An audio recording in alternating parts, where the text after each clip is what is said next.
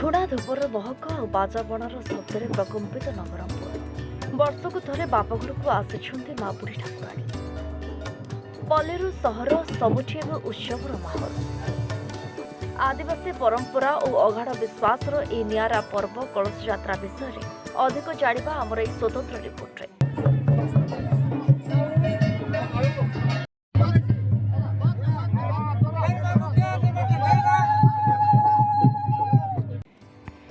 ତେବେ ନବରଙ୍ଗପୁର ଜିଲ୍ଲା ଏବେ ସମ୍ପୂର୍ଣ୍ଣ ଉତ୍ସବ ମୁଖର। ସହରଠାରୁ ପଲ୍ଲୀ ପର୍ଯ୍ୟନ୍ତ ଝୁଣାଧୂପର ମହମହ ବାସ୍ନାରେ ମହକି ଯାଉଛି ଗଗନ ପବନ।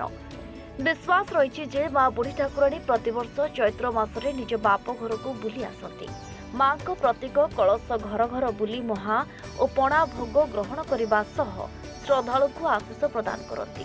ମା କଳସରେ ସବାର ହୋଇ ଯାଉଥିବାରୁ ଏହାକୁ କଳସୀ ଯାତ୍ରା ବା ଘଟ ଯାତ୍ରା ବା ଠାକୁରାଣୀ ଯାତ୍ରା ବୋଲି କୁହାଯାଏ। ଏହି ସମୟରେ ସହରରେ ମୀନା ବଜାର ଓ ଗ୍ରାମାଞ୍ଚଳରେ ସ୍ୱତନ୍ତ୍ର ହାଟ ବସେ, ଯାହା ଯାତ୍ରାର ମଜାକୁ ଦୁଇଗୁଣ କରିଦିଏ।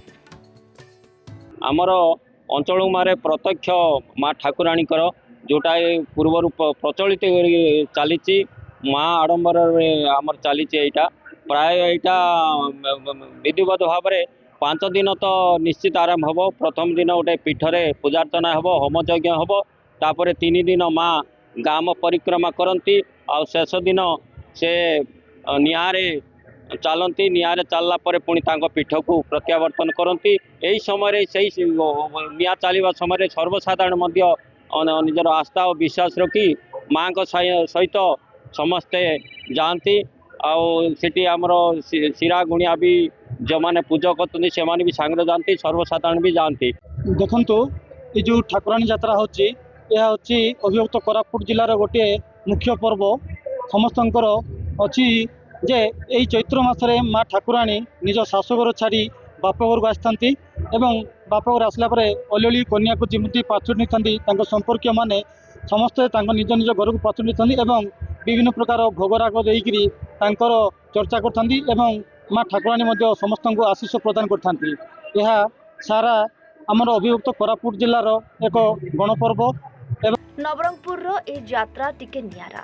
गोटे सोमवार दिन माँ को पूजा अर्चना कर शोभा यात्रा बापघर को अना जाए। केउठी 9 दिन तो केउठी 3 ରୁ 5 दिन पर्यंत चले उत्सव। ए यात्रा देखिबाकू दूर दूरांतररू संपर्क धाई आसती।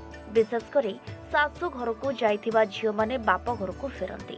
अंचल गुमा भली पुराणा ग्राम रे ठाकुराणी सह साधारण लोक निया उपरे चली जिबार दृश्य समस्त को चकित करदिए।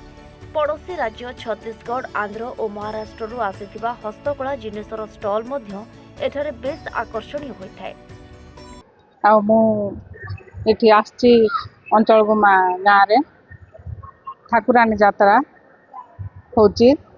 आ मु माँ जमती शाशु घर छाड़ी माँ घर जाती खुशी जमती बनाती सेमती मु भी सेमती शाशु घर माँ घर आसची आमती खुशी बनाऊचु सब आडे बुलुचु सबू बढ़िया है।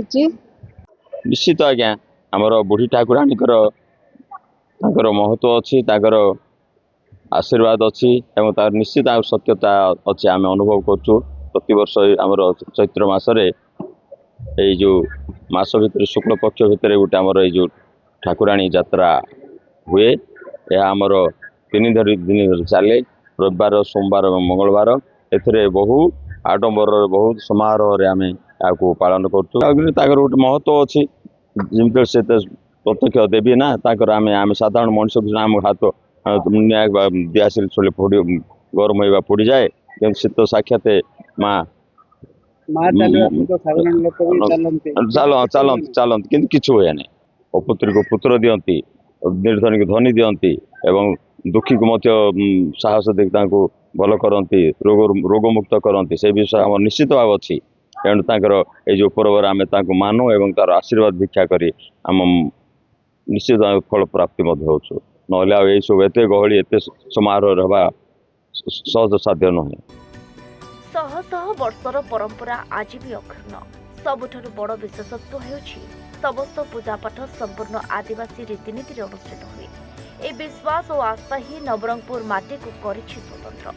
नवरंगपुर अमृत खसला की रिपोर्ट फोकस न्यूज। 2026-27 बजेट रे कृषि और कृषकों सर्वांगीन विकास को सर्वाधिक प्राथमिकता देइछंती लोकंको मुख्यमंत्री श्री मोहन चरण माझी।